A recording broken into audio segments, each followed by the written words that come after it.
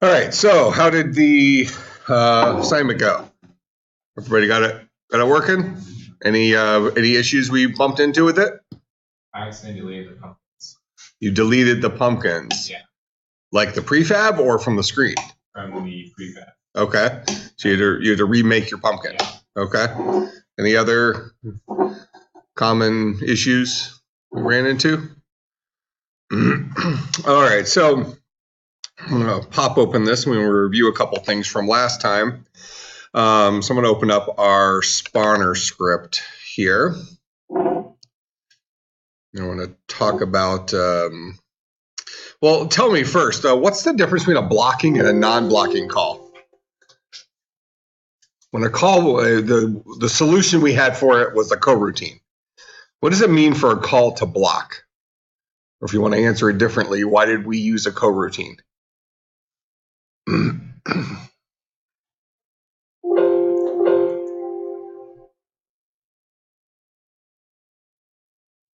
It's almost a quiz today. it was right there. Doesn't stop the script for user input, so it doesn't block. Yeah, not just user input, but doesn't stop it for whatever it takes. So, we put a bunch of stuff here in an update. We talked about this last time, how, update gets run once per frame, right? So things that you're going to put inside of update, unless you want to have some weird behavior, needs to be able to complete inside of one frame. On a, if you're going to use fixed update, let's say, that means it needs to be able to finish in 1/60th of a second. Now, 1/60th of a second seems very, very, very quick to a human.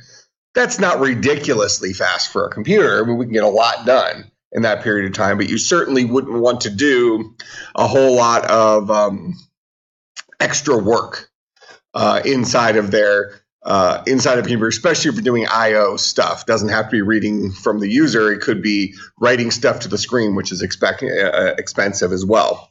So we have kind of two dynamics going on here. One is you only want to put stuff inside of update or inside of fixed update that really has to happen every single frame. Make sense? Now, are we spawning pumpkins from this current game? Are we spawning pumpkins once per frame? Be a lot of pumpkins, right? There's a pumpkin just spilling out of the sky. All right. No, we're not doing it once per frame. We're doing it on our own kind of random cadence. But pumpkins are spawning more on human time, right? They're coming out every second and a half to like 3.5 or 4 seconds. What would be right? 3.5 seconds.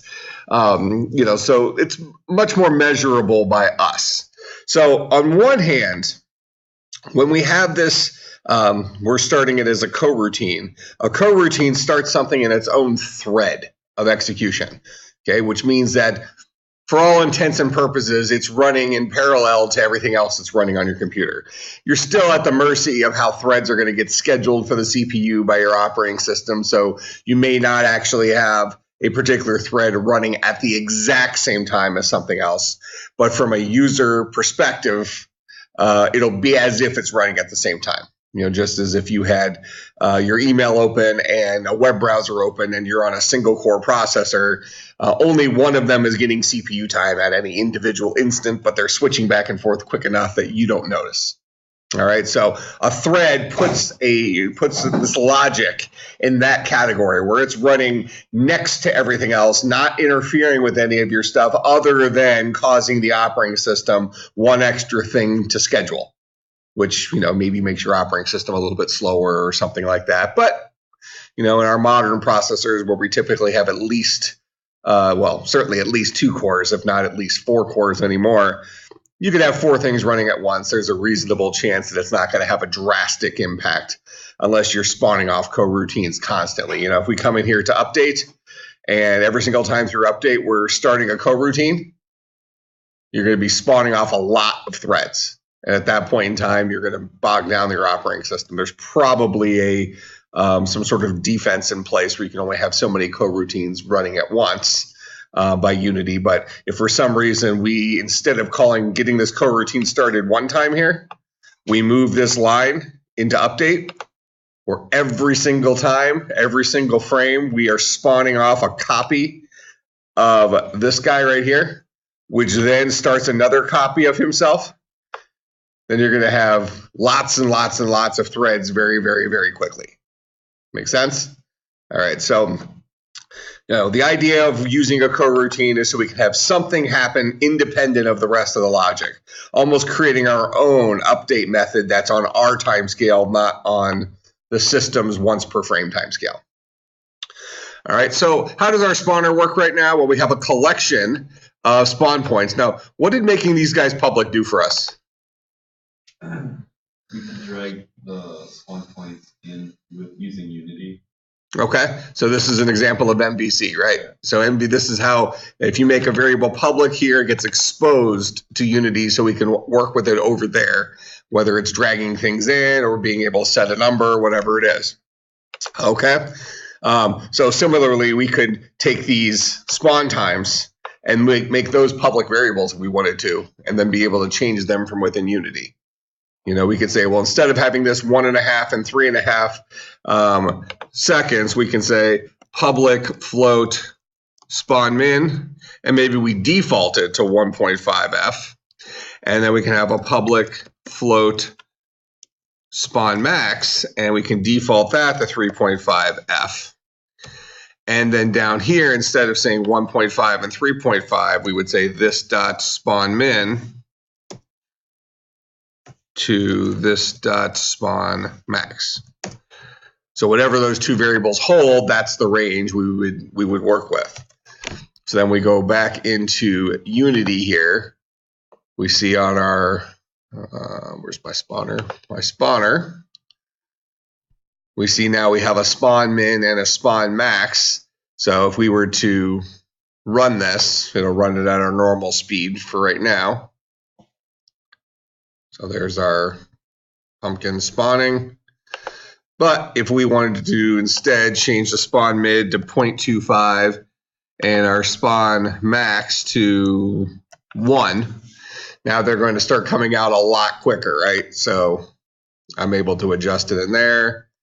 And now we have the flying pumpkins. This guy, oh my gosh. Can I dodge this? Ooh. Wait, since you ran in a public class, will it only show up in that script, or will it show up? Can you use the not script? If you make a new one. Well, what do you mean? I didn't make it a public class. I made it a public. Oh, okay, yeah. Yeah, so this would be available to any game object that we attach this script to. Okay.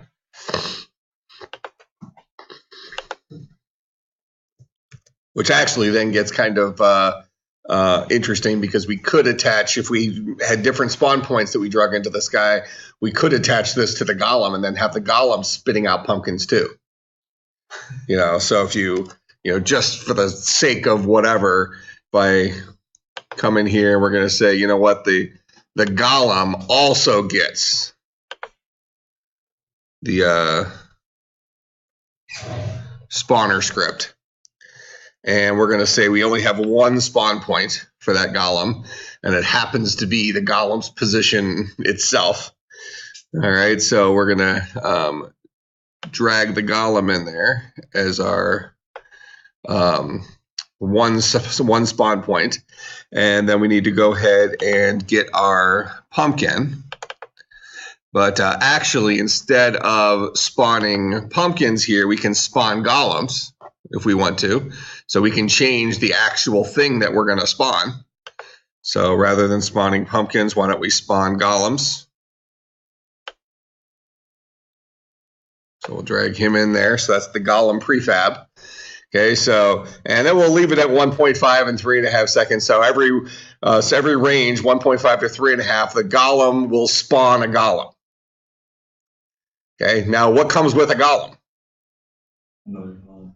Okay, so with a golem comes a movement script. So now that guy will move when we say move.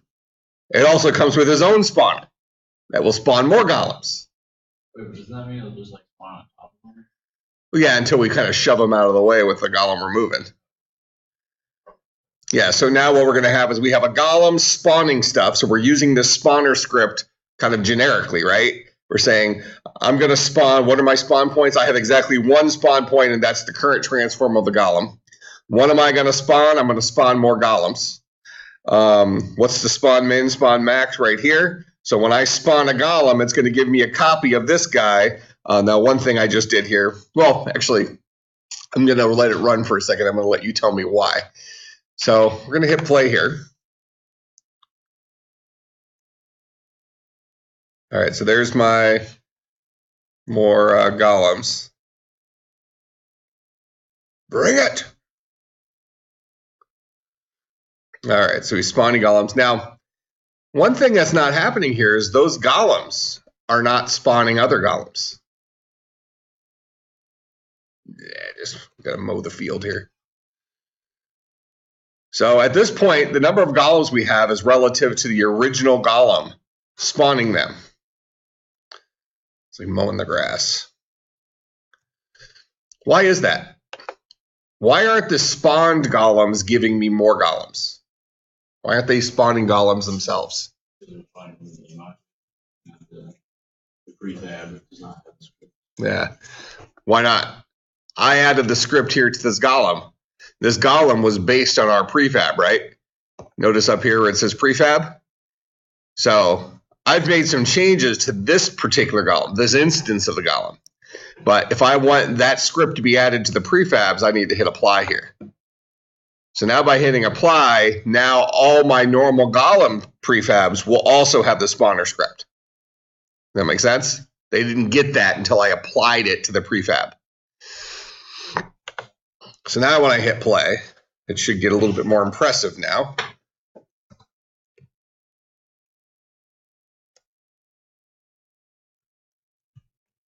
Yeah, see, those guys are spawning. Oh, man, look at this. You cannot stop me.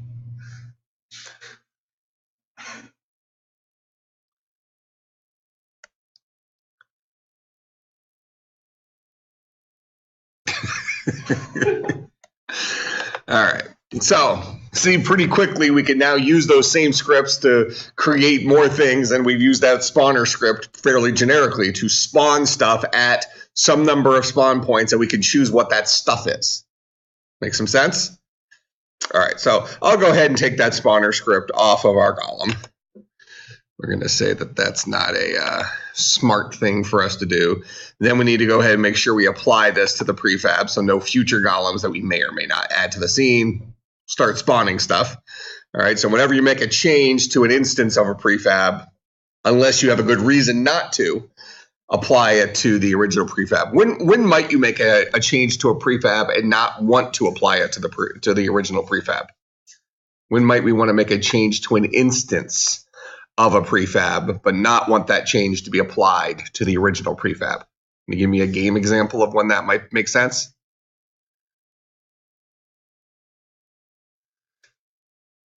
Level. Okay, tell me about that. Like you might want to kind of character, like different abilities, I guess. Okay, a little bit different twist on the character. Okay, and if it's on a different level and you have kind of the same, like in my mind, I'm thinking like from Mario Brothers, you kind of have the turtle guys throughout the game, but then don't they start shooting fireballs at some point, or they start doing something else? Like upgrades or something for your character, It could be upgrades to your own character. I guess I'm thinking it from the lens of an enemy, just for this example. But you know, you like in level 1, the turtle guys don't do much. In level 2, the turtle guys start doing a little bit more. Like, let's just assume they shoot fireballs. I don't remember what they do, but oh no, they had little wings, right? Yeah, they jumped up in the air and floated down. So they were. So we might take a prefab, the original turtle prefab, drag an instance of that into the screen, make the updates to that guy to make him the winged, partially flying turtle guy. Then we might drag him back out to make a new prefab of that kind of turtle. But don't apply it to the original prefab. Does that make sense? Because we don't want to change all turtles. We just want to have that new guy. The real example I was thinking of at first is kind of maybe boss fights. You know, when you have an end of a level, a lot of times you kind of have something that's themed along the same line as the enemies you've bumped into during that level. So maybe at a level that has these little turtle enemies at the end, you have a gigantic turtle that does a lot of other things, but maybe his initial starting point is that prefab that you just scale up and stuff like that. Maybe you don't want to do that for, every turtle in the level where you're fighting a boss every single time through. But those are some examples of managing your prefab. So a prefab's use is really to get copies of identical objects into the game quickly. It could also be the basis for another object, but that's where you have to play the game of when do I apply a change versus when do I modify a prefab and just use it as my starting point. Make some sense? Okay, so we've now made these guys public. So this is how we've accomplished MVC. I'll put that. This is MVC in Unity. So we use public variables to expose them to the Unity editor, which then allows us to make changes to these guys from within there. And notice we did have the ability to give ourselves default values, which is kind of maybe an important thing, because what if I didn't give this a default value? And then I set it public here, then I spent the next 20 minutes writing the script. Then I go back to Unity, I forget to fill in values for those two things. And inside of the Unity editor, my game's crashing, and because I've forgotten about making this guy public, it might be a little bit difficult to debug until I finally stumble upon, maybe the error message will be a good enough error message, but I stumble upon the idea that, I never actually gave values to spawn min and spawn max out in Unity. So giving it a default value here is, I think, a beneficial thing, so you at least have a reasonable starting point. All right. So on start, what do? We start the first copy of our coroutine. What does our coroutine say to do? It says we're going to wait for some random period of time. So just pause. Then what are we going to do? We're going to figure out where we're going to spawn our, we're going to generate a number between 0 and the length of our spawn points array, -1. So we're going to use this number to reference a position in our spawn points array. Once we have that position, then we're going to actually grab the transform from our spawn points array. What's our transform? Its size, its rotation, and it's the values of the game object. What does values of the game object mean? The characteristics, its location and stuff. Location. Not and stuff like that, but specifically the location. So a transform is a collection of 3 vector 3s. So now we can start thinking about it in terms of some of the new data structures we've learned. So transform is a collection of 3 vector 3s. We have a position, we have a rotation, and we have a scale. Those are the 3 vector 3s. So when I say I want to grab from my spawn points array, notice my spawn points array is a collection of transforms, right? So I'm going to grab from my spawn points array the transform that lives at position pause. That's the number we just grabbed up here. Then what do I want? I specifically want the vector 3 position of that particular transform. I don't care about its size. I don't care about its rotation. I want to pick one of my spawn points' location, its position on the screen, because that's where I'm going to drop my pumpkin I'm about to create. That makes sense? So that's what I'm doing right here. I'm grabbing a vector 3, which is the position of that spawn point, the actual position. Then I'm going to use the instantiate function, which uses a prefab and creates a new instance of that prefab. Okay, so what prefab am I creating? I'm creating the one associated with my variable up here called the pumpkin, which was a public game object that I drug in from my prefabs folder into the editor.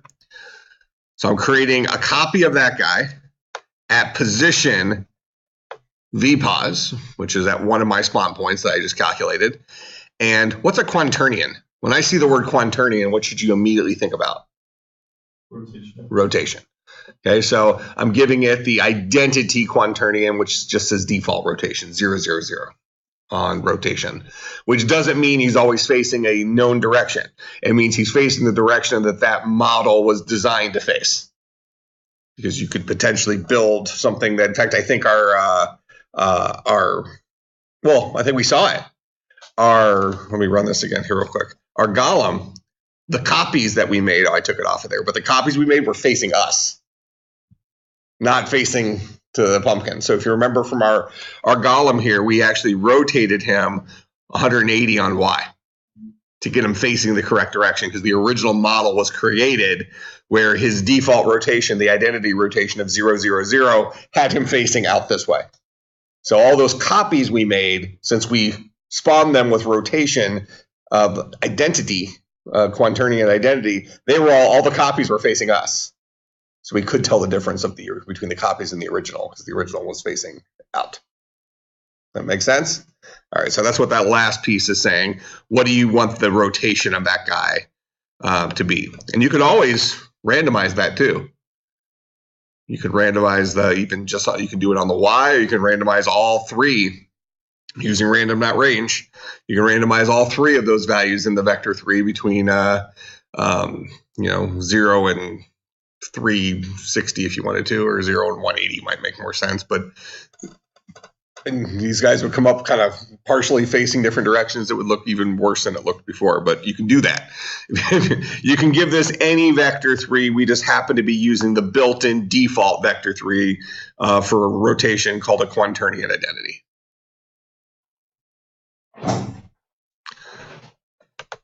Okay. Then we're going to say start the coroutine again. So this is kind of built in, called pseudo recursion, where we have a function that calls itself from within itself. Okay, but it isn't technically calling itself directly. Instead, it's using the Unity system's start coroutine function, telling it what coroutine we want to start, which then does the magic of spawning off a new thread, calling this function inside of that thread.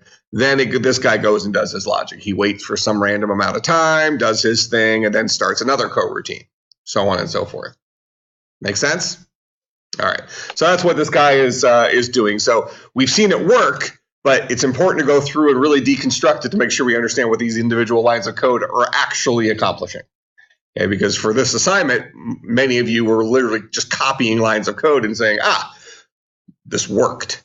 Why did this work? Right? So we're going to spend some time deconstructing these things. Okay. So that's how we got this guy to do what it currently does. Now, what would make sense next? So we got pumpkins coming out. So right now we have our game running. We should only have one golem now. Okay, so there's our one golem. He's moving back and forth. Oh, I have the speed of those things spawning pretty quick still, so I need to bump that down. Okay. When he just hit that pumpkin, what would we like to have happen? Fall over or die, game over, something like that. Not just him playing in a minefield of pumpkins, which is, fun for, it's actually kind of still fun, but only fun for some period of time. All right. So we want something to happen in relation to that interaction with the pumpkins. Okay, so we're going to introduce another concept here. So one thing I'm going to do is I'm going to go into my spawner here, and let's jump the spawn speed back up to reasonable. So we'll do 1.5 to 3.5. Okay, so now they'll spawn at a much better cadence. Now, just real quick, I'll show it again. Right now, our pumpkins are rigid bodies, right? And our so that the rigid body is what allows gravity to work and is making it roll downhill. Our pumpkins also have a sphere collider on them, and our golem has a capsule collider on him. So we have two different colliders, and colliders interact with each other, right? Now, right now, we're using the default interaction for these colliders, which says apply what we believe is physics to this, our rendition of physics. Right now, so what we have happen is when we come over here and bump, we are seeing the pumpkin moved with us hitting it. Where really we might want that to work a little different, right? We might want to say, oh, well, actually, we want the golem to maybe get notified when something hits him. So now we need to programmatically be able to handle those collisions. And we have a couple different ways we can accomplish this. So I'm going to start with like a simple way of accomplishing this. I'm going to go to my pumpkin, and here's the sphere collider on my pumpkin. I'm going to select the box that says is trigger. Okay? And then I'm going to make sure I apply this to all the prefabs. So now all the pumpkins have a sphere collider that is behaving as a trigger. So let's watch the behavior difference now when we use that trigger.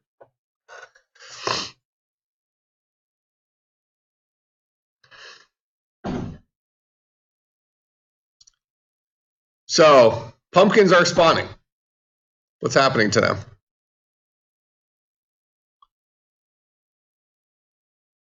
I don't see any pumpkins right now. But notice that they are being born here, right? We see them. We see them getting added to the scene here.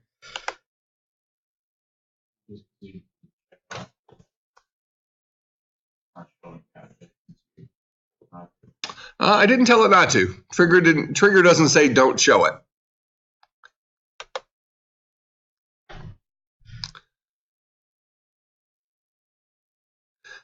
Was the collider that's on our pumpkin, was its only purpose for colliding with the golem? What other thing did we rely on our pumpkin colliding with? The ground.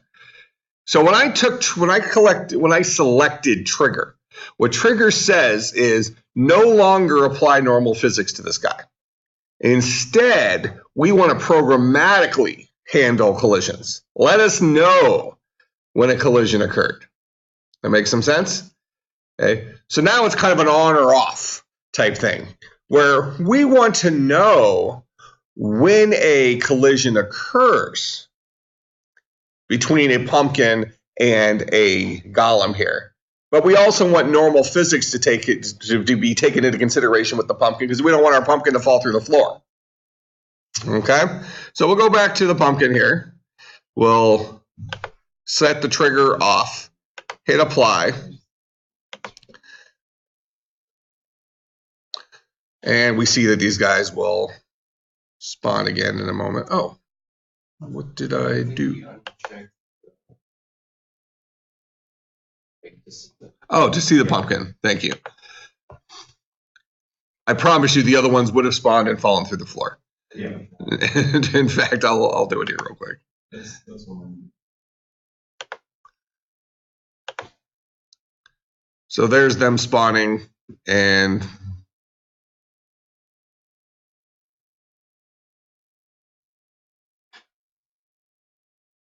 I wonder what they're hitting there. Because they're not falling into oblivion, which is what I would have expected them to do. Well, the spawner itself,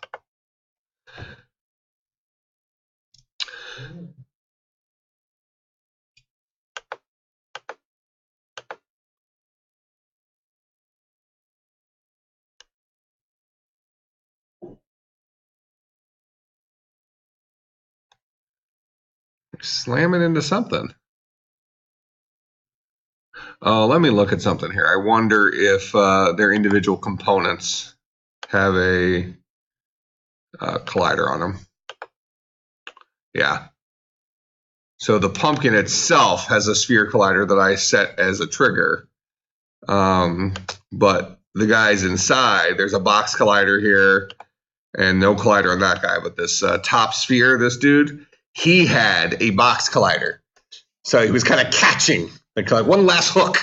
he was catching on it. So if I turn that into a trigger as well, and then hit apply, now they should fall straight through.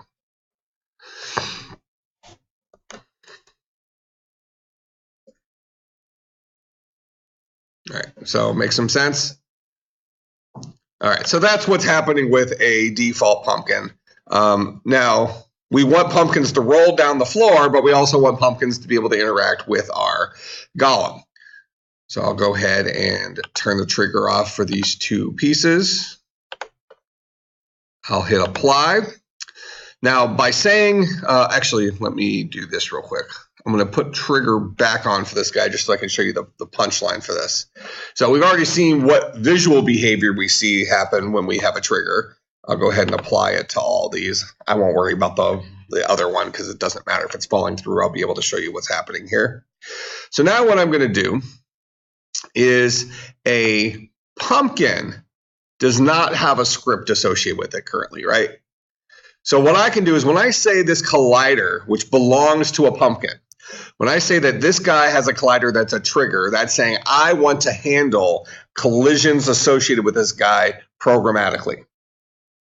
Okay, that's what I want to do. Therefore, if I want to write code to deal with that collision, I have to go in here and write a script for our pumpkin. So I'll go into assets, we'll go to scripts. I'm going to create a C# script and we'll call this guy just pumpkin. It'll just be our pumpkin script. And I'll go ahead and drag that onto the pumpkin and then apply it to the prefab so I don't forget. And I'll go ahead and double click on our pumpkin script here. And I'm going to write a function here called on, of course it's not. It's called Ontriggerenter. I think I probably have it memorized, but remember this happened last time where it didn't remember, it didn't do command completion stuff because it just tried to add something to the project. So I closed Visual Studio. Then I reopened it, and now it should do command completion again.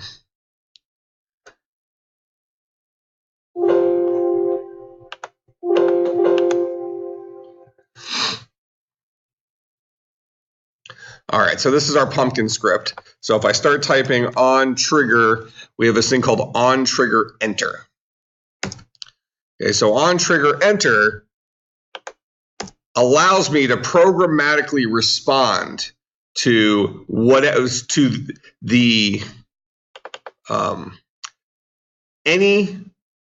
this presumes that a collider is attached to the game object the script is attached to because it's only colliders that can have triggers. So when this says Ontriggerenter, this is going to let me know what collider did I hit.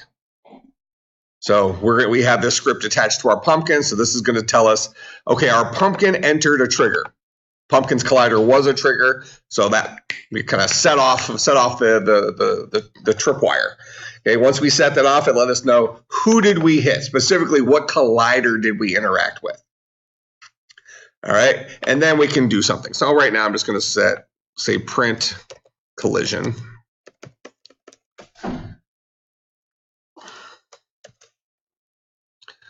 Okay, and we'll go ahead and hit play here.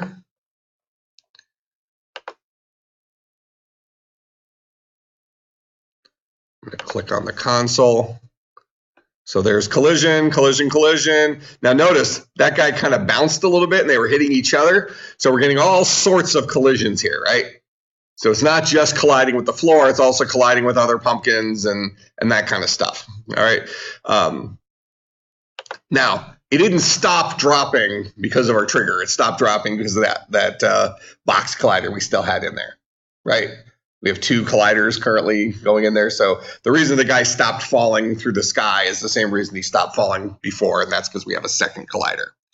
All right, but we made that exterior one a trigger. Okay, now, one thing we could do is we can have two colliders. We can kind of pull this off actually with our pumpkin, where we have an outside and an inside object. We can have an outside collider be a trigger, and the inside collider be a normal collider, so gravity impacts him. The other one becomes programmatic control, where we can decide, oh, what do we do? when a collision happens. So we can kind of fake what we're ultimately going to do here, but for right now, let's just leave it alone. But right now, the only information we get here is the information that we collided with something. We might be interested in knowing what we collided with. That makes sense? So this is where this idea of a tag comes in. All right, so let me open up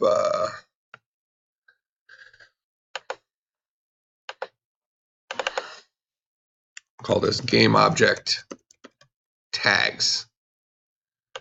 So a tag lets us label a game object so we can detect types of game objects in scripts. All right, and I'll show you what I mean by that here in a second. All right, so that's what a tag is. So I'm going to come up here and we're going to set our pumpkin. And this guy is the dude that has a collider. He's our sphere collider. He's the one we intend to collide with stuff. All right, so we're going to go ahead and up here, you see where it says tag, it says he's currently untagged. There's some built-in tags here. If you hit this drop down, we have a respawn, a finish, an editor. We have a player tag, a main camera tag, game controller. So there's some built-in ones, like in particularly player. You might decide that a player tag is something that's going to be pretty common to most games. Okay, but we're going to create our own tag. So we're going to say add tag. And the tags list is empty. So this is actually our global tags list. So anything we add here would now become available in that drop down for any of our game objects in their tags. So I'll hit the plus sign here. And I'm going to say pumpkin. All right, so I've added a pumpkin tag. I'm also going to add a ground tag. I might as well just do it here so I have it available to me in a second. Now at this point, I have not associated these tags with anything. I'm just creating new tags. All right, so I'm going to create a ground tag. And I'll go ahead and create a golem tag. Let's say that's good enough. So I have 3 different tags. You probably could have used the player tag for the golem, but just in case we decide later on to get fancy and spawn multiple golems again, we might want to know the difference between maybe the original player and a fake golem, something like that. All right, so we have these 3 things. So I'll go back to our pumpkin game object now. Notice it's still untagged. I'll hit the drop down now, and now I see pumpkin in here. Okay, so I'm going to go ahead and select pumpkin. So now I've tagged this particular pumpkin as a pumpkin. I have to hit apply to make sure all prefabs get that. Okay. Similarly, I'm going to go to floor. I'm going to tag this guy. I think I called it ground, not floor, but whatever. So I'm going to tag this guy as ground. Now I don't need to apply this to our prefab because our floor was not based on a prefab. It was just a game object we put out there and stretched. Okay. And then if we really want to, we can go to our golem and we can tag him as, just to keep things kind of gamified, instead of using my golem tag that I created, which I might use for additional golems, I'm going to have this guy set as player because that's the real player. Okay. Now these tags, one tag doesn't work any different than any other tag. A tag's just the name. Okay. I could have banged on the keyboard and we could have set that equal to our golem here, and that's perfectly fine. You just have to reference it in that way when you write code associated with the tag. All right, so now I have tags for my different things that are in the scene.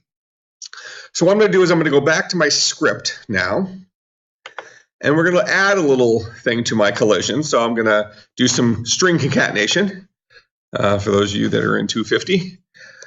So we will take collision. We're going to concatenate onto that guy. And notice that the parameter that comes into Ontriggerenter is another collider. This is the dude we hit. All right, so since this script is attached to the pumpkin, this is what did the pumpkin bang into? That's what this guy is going to be. So I'm going to go ahead and I'm going to print out other dot tag.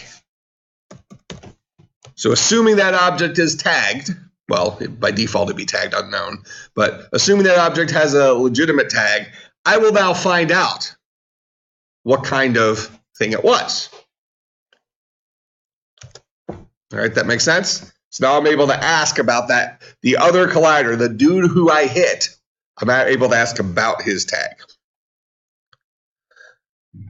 All right, so I'll go ahead and hit play here. And we'll see a little bit more stuff pop up here in our collision. I need to hit play better. So we collided with the ground. Here's the ground. We should be hitting other pumpkins at this point. Yeah, there's a pumpkin. Yeah, now we're building up. So we got grounds, we got pumpkins. So we're seeing that we have the ability to bump into different kinds of things, right? All right. So, well, we have the ability to determine what we bumped into. So now we can ask questions. We can say, well, if I bumped into the ground, do nothing. But if I bumped into the player, maybe kill the player. Something like that. Does that kind of make some sense? So we can ask some questions about that. I'm going to go back into this guy. I'm going to say on. Okay, so now I'm going to say on collision, enter. All right, and I'm just going to take this code here. And I'm going to, actually I can leave the Ontriggerenter in there. So I'm going to put this guy inside of on collision, enter. Now notice that the default for this guy, instead of calling it other here, they called it collision, probably written by two different programmers. So both of these mean the same thing. When I enter a trigger, who did I hit? When I enter a collision, who did I hit? But probably had different programmers write the two guys. One of them named his parameter collision, the other one named his parameter other. Make sense? So you can change the name of it if you want here, or you can change the what you write here. Well, actually, not only are we dealing with a different collider, this was a collider up here. This is actually a collision object. So this has more in it than the other thing. So I'm going to go to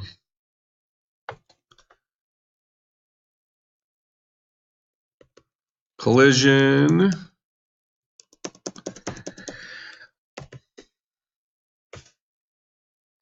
Collision dot collider dot tag. So I have to unpack that a little bit more because it's coming in as this thing called a collision, which has other things associated with it, not just a collider. Let's see what else is in there. Collision dot. So we have the game object associated with that guy, which actually so does a collider. We can get its velocity, we can get its rigid body. It's actually kind of weird. It doesn't seem like we're getting anything special out of that we wouldn't have gotten anyways. I'm sure there is, but I'm not familiar with the difference. I'm going to do something here on.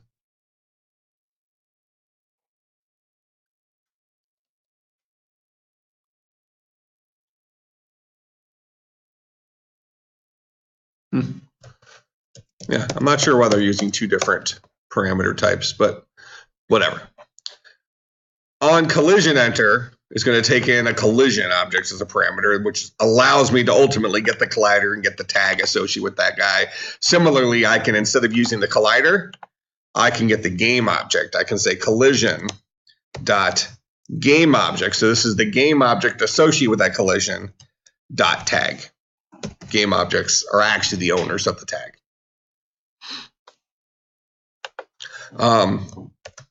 Okay, so I can do some different things like that. Now what I'm going to do is I'm going to actually turn off the trigger on our pumpkin. So we're no longer going to be dealing in the world of triggers.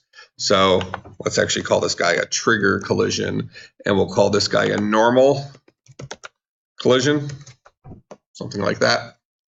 So we'll know what's being called. Let's go back out here. So I've saved my script. I'm going to hit play right now. I'm not going to change my trigger or anything.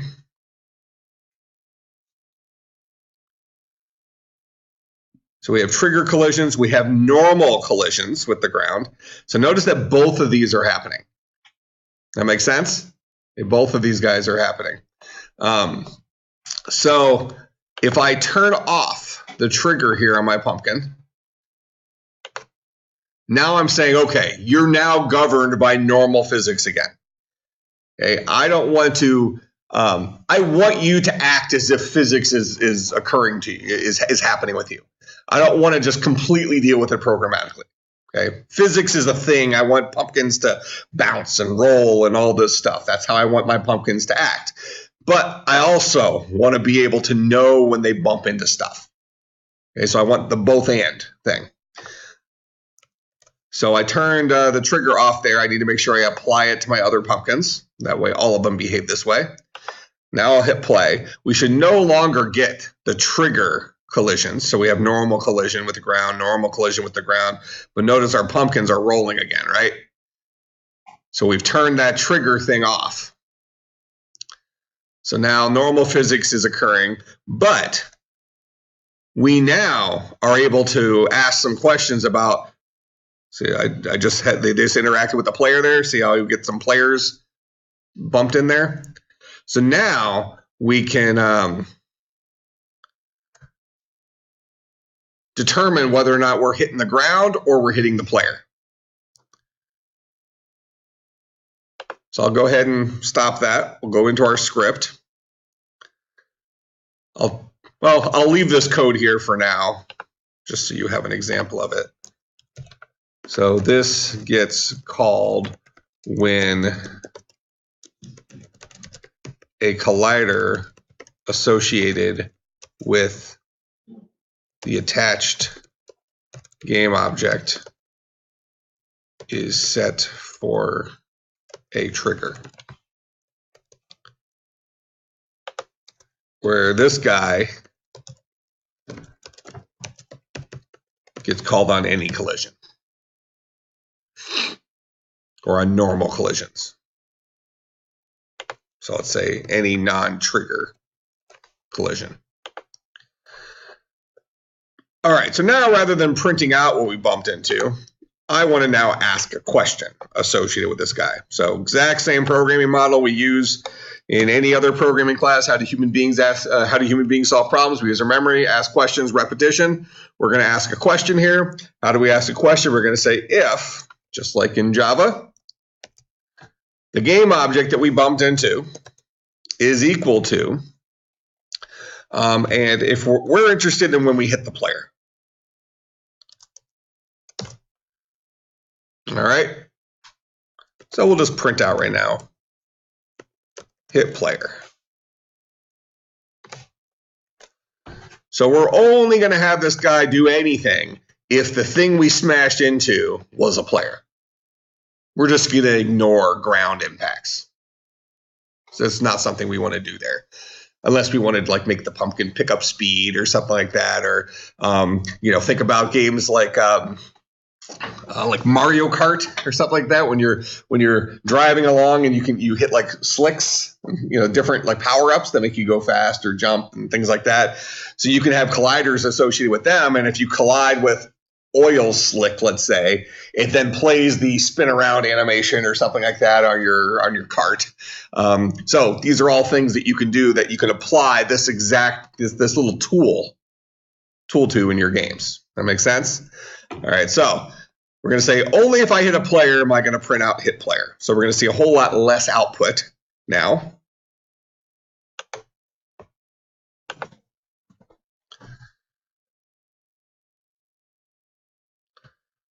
All right, so notice we have no output at this point. Pumpkins are just rolling. Okay, but there we hit a player. We hit another player. We hit another player, so on and so forth. How did you add the script to like the rest of the pumpkin? Well, after you add the script to one pumpkin, hit apply. Oh. That way it's on all the prefabs. What if that option doesn't show up? That means you did not create your pumpkin from a prefab. So what you want to do is this then. If you don't have that option, how could you not have that option? I had it before. Oh, okay. So easiest solution. So if you go to your prefabs folder, do you have a pumpkin in there? Yeah. Okay. Then delete this pumpkin from up here and just drag the pumpkin for your prefab into your scene. Okay. I just applied. Well, make sure that you see in your inspector up here, we currently have that pumpkin showing up. So do we have one pumpkin that's always there? Right from the get-go? Yeah. So we have a pumpkin that shows up right from the get-go. I think at some point we actually came up here and we made him not appear in the scene. Like we use him to do our, we use him to as our baseline for applying our stuff to our prefabs. But if we don't want him to be there initially, we can turn him off here. Okay. And then we wouldn't see him, but we would see other ones. Right. That are going to spawn. So there's another one. Now, interesting thing here. I want to know if I click on this prefab, it looks like that. If I click on this pumpkin and I hit apply there. Yeah. So if you click on your original up here and you turn it off, but then you click apply, he will be invisible for future ones too. So now, since I have all this logic built into these guys, but none of them will actually make their way into the scene. Yeah, but like my problem was that like my original pumpkin and my prefab pumpkin like aren't linked. If that makes sense. Yeah, it does. So that's why I said just delete this guy and drag your prefab back in, and now you have. Now they'll be linked again.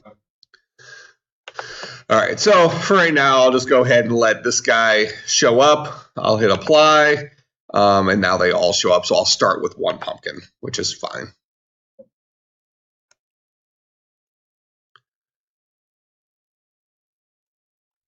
All right, so right now we're responding. Well, we are determining when we bumped into the player. Okay, now we might want to, maybe when the player bumps into a pumpkin, we can just have the pumpkin disappear, something like that. All right, so we'll go in here to our script for our pumpkin. So rather than print out, hit player, we're going to say destroy this .game object. So that is destroy the game object associated with this particular script. And this script is attached to our pumpkin.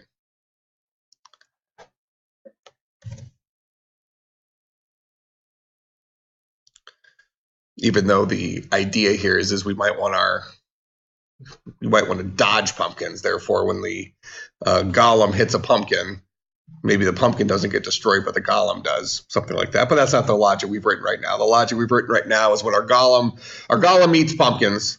So when he goes to, and he bumps into a pumpkin, he's going to eat it. And then the pumpkin disappears.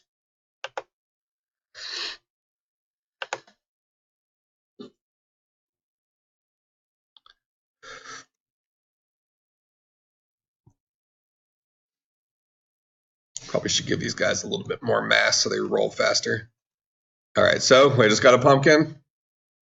Another pumpkin. All right, so these pumpkins are actually getting destroyed. Make sense? Now, one thing we'll see later on is we might want to have like an animation that plays. So maybe the pumpkin doesn't just disappear. Instead, he has this like, I don't know, big, bloody pumpkin destroy animation where like the top of it explodes and, just gore, right? That's the way it would work in a Christian game. Is it just pure gore? Oh, that's old coffee. All right. So If we want to flip the table here a little bit, and instead of having the pumpkin go away, we want to destroy a different game object. In this case, we can say I want to destroy the collision game object. Destroy the dude I hit. So we're still in the pumpkin script. And instead of the pumpkin saying, I bumped into a player, kill myself, now it's saying I bumped into a player, kill the player. Because the thing I'm destroying is the game object associated with the dude I hit. So I just changed who I'm destroying there. We'll run this real quick, and then we'll add that to our slides.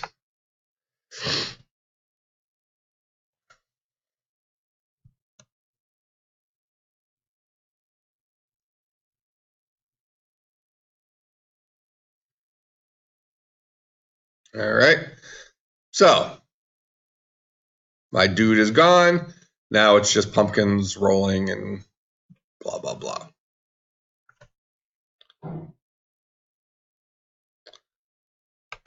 Okay, so let's go and add to our slide set the destroy function.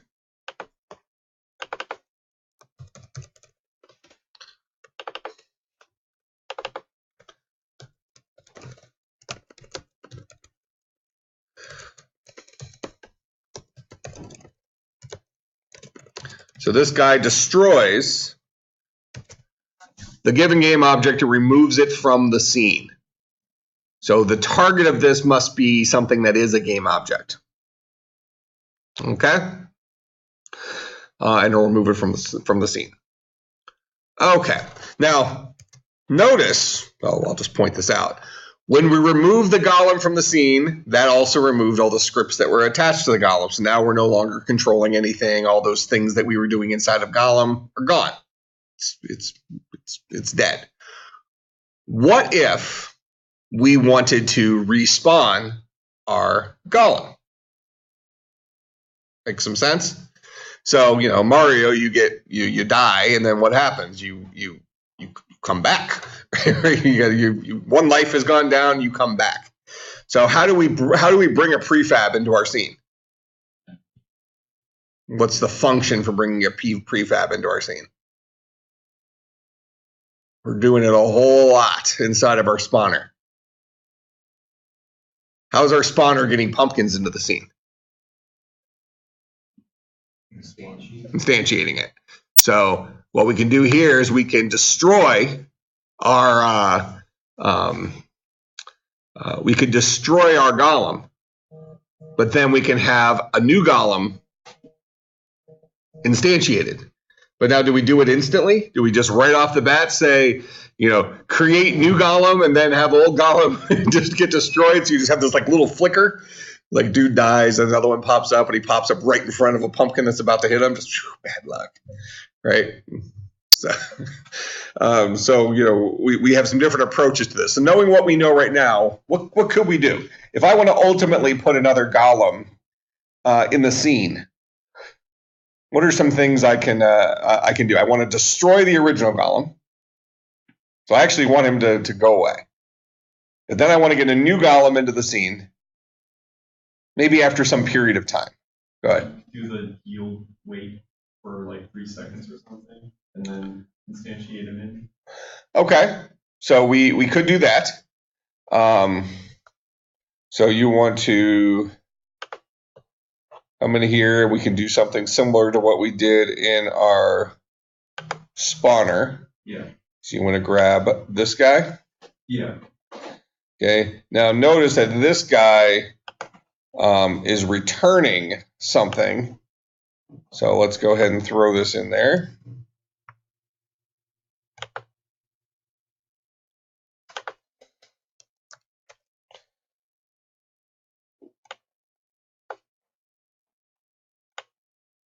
And rather than it be a random range, maybe we just say it's 2F.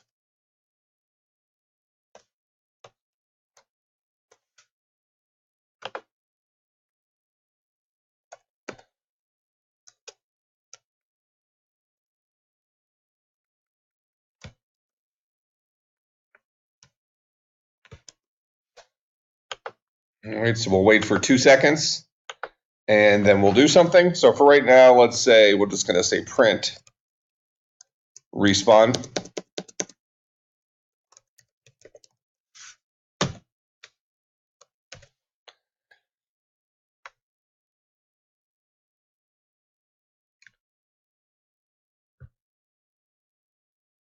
It's yelling at us and saying there, oh, there's a compile error. So it gives us some stuff down here. It says the Ontriggerenter. The body of Ontriggerenter cannot be an iterator block, because void is not an iterator interface type. Well, so we can say yield this. Now what's this guy? So yield does not exist in our current context. So yield is associated with return. Now we probably could say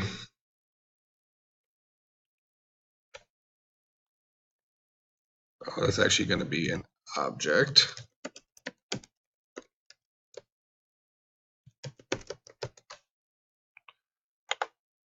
Something like that. Create a new wait for seconds object. See if that guy waits on his own or if we have to tell him to wait.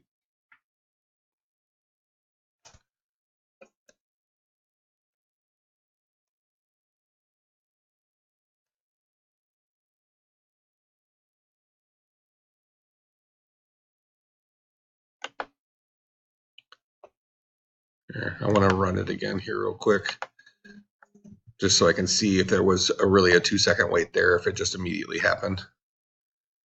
So I don't think that line blocks.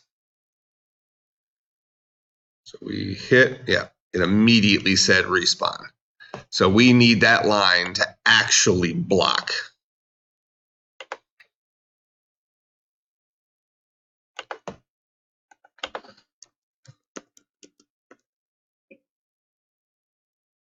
And that does not have a function associated with it.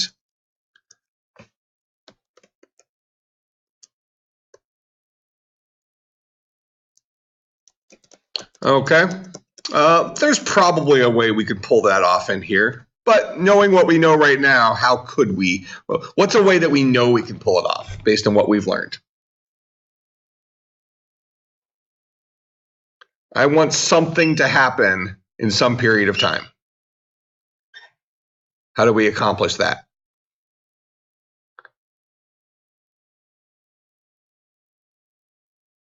Where have we seen our yield wait for seconds thing before? We've seen it in our enumerator. This guy here. So if I just steal, well, actually, let's just write it again. I'll steal it just for time. So we'll come in here. We're going to create we're going to call this guy respawn golem.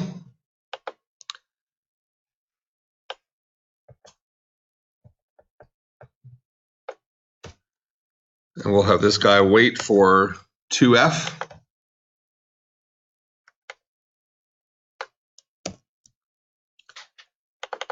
And then we'll print out respawn.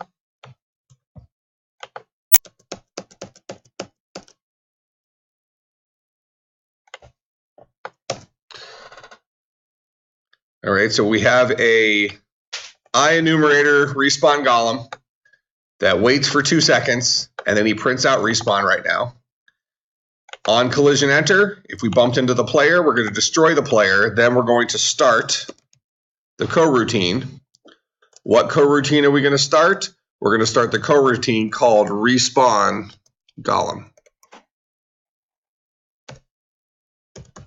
So start coroutine will spawn it inside of its own thread. What are we spawning inside of its own thread? Respawn golem. This guy will then block. So I'll put it next to this. blocks for 2 seconds. That's what that line right there does. It will pause that particular thread for 2 seconds rather than pausing the other parts of our game.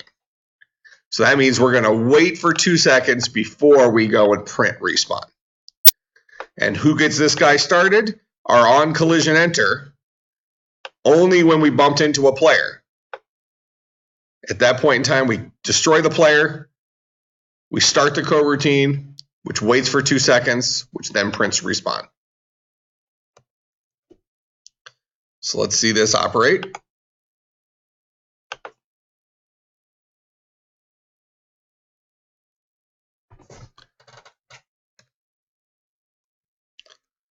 Okay, I'm already on the console here, so we should see after he gets destroyed, we should see a 2 second delay. 1, 2, there's our respawn. Okay, so now we actually want to respawn our guy instead of printing respawn.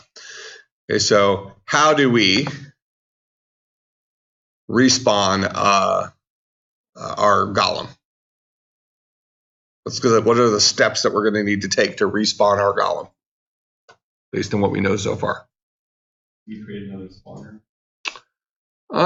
Well, I suppose you could. You could create another spawner, and but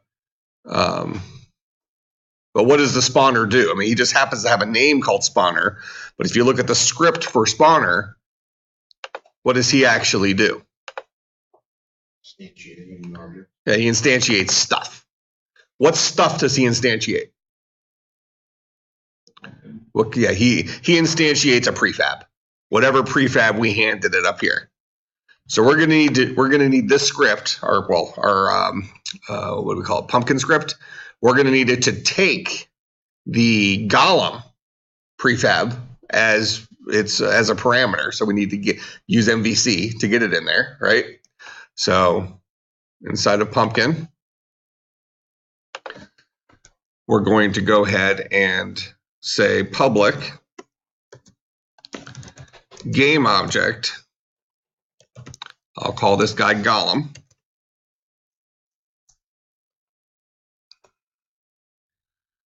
And then we'll go out here to our script, or to Unity. I'll click on Pumpkin. And now this guy's expecting me to pass it a Golem. So I'm going to click on Project here. Here's my Golem. So I'll drag the Golem prefab into there. It is so...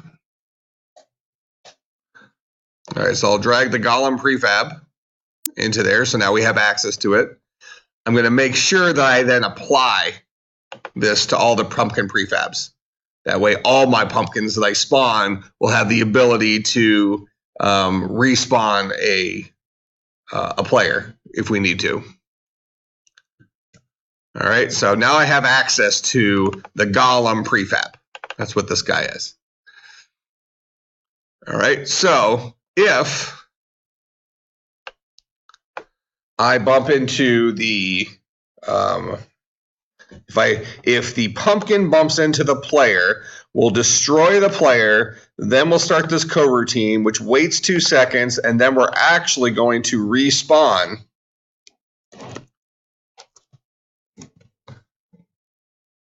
the golem.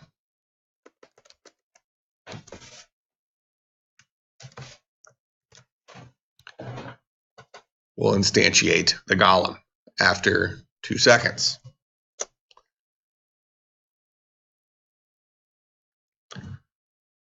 Go back in here.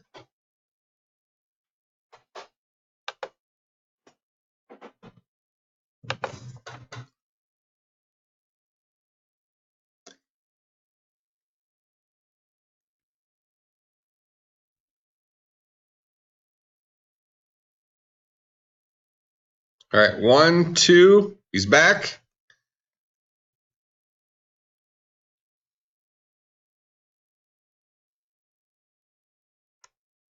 Now, why isn't he disappearing anymore? This is a new tag. Yeah.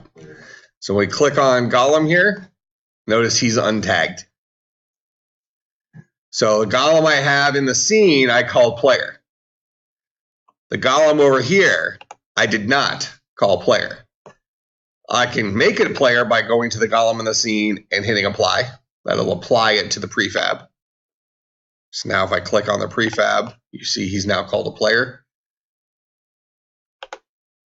So he was still colliding with them, right? He just wasn't flagged as being a player, therefore he wasn't following the rules of what happens when a player dies. All right, so he dies. We're going to wait for 2 seconds. He plops back in the middle.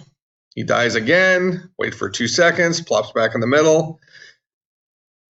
All right, good. I think this is going to be a good one. Okay, so in that example right there, he popped back up and immediately got steamrolled by a pumpkin. Right? Kind of problematic. What happened? Oh, how did one get stacked on top of me?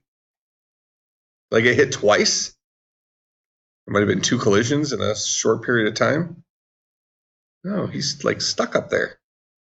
There we go. We got them both to go away now. But now there's 2's going to come back. So somewhere in there we glitched, and there was actually like 2 collisions at once. So before the guy was destroyed, there was a second collision that from a different pumpkin. So 2 pumpkins might have been bouncing close to each other, and I hit both of them. So now we have a duplicate golem issue here. That's okay. It's kind of funny. All right. So I'm going to show you something here real quick, and then I'm going to expect that you're able to apply it to a different problem. So I'm going to go to my golem here. So this is the script that's attached to my golem. Now, we have his rigid body. So one of the components that a golem has is a rigid body, right? What I'm going to do here is I'm going to say this.rb.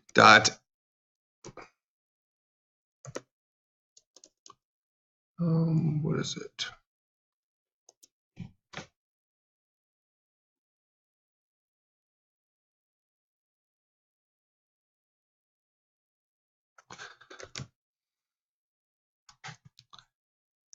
How do I disable it?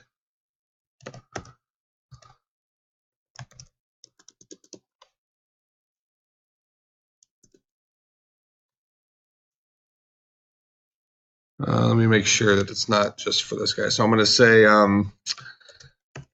collider C is equal to this dot get component collider.